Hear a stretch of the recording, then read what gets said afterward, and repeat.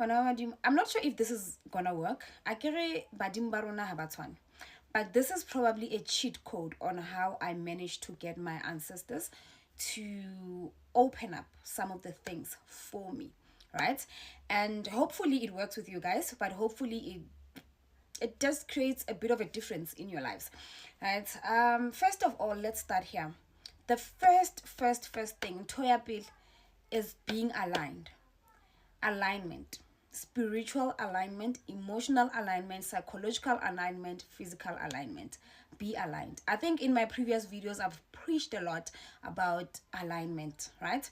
So you have to be aligned. Okay, now moving from there, another thing you have to understand, Bana Badimo, is that what you do on the left, you do on the right. Basic maths. What you do on the left, you do on the right. So if your spiritual being is well fed, moya, right? If you know that you love going out, have nako for you to go out, and have nako for ntotsa hao tsa badimo. If you want to do nails, have a week or two whereby you have nails on and lashes on. Have a week or a month where you don't have nails and lashes on. You're just natural and you're grounded, right? So what you're doing on the left, you're doing on the right. If your physical being is kept happy, your spiritual being must be happy. If your physical being is fed, your spiritual being must be fed. If you are fed, I guess sometimes in Milo, Ubatla, and whatever, you must also remember that you have to be clean. Right?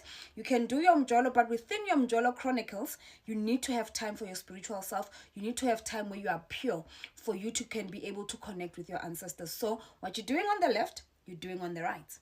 And if there's something that you want from your guides, ask them. Plead with them. And if there's something that they are asking from you, do it. And ongani that your ancestors are giving you, bonga. Show gratitude. Right? So you need to understand that it's a relationship. When anybody mubahau have a relationship. And relationship, and treat it as if it's someone that's alive.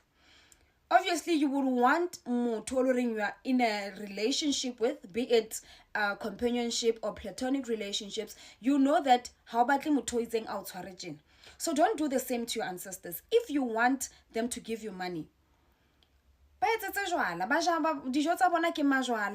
your BB, constantly burning pepper, have that. Communicate with them.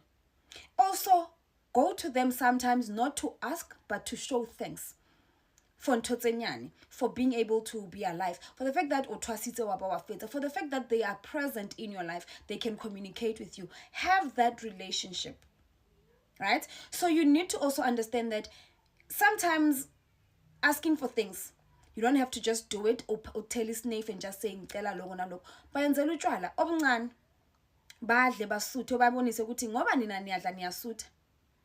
I hope ukuthi nami nizongivulela ngikwazi ukuthi ngidle ngisuthe.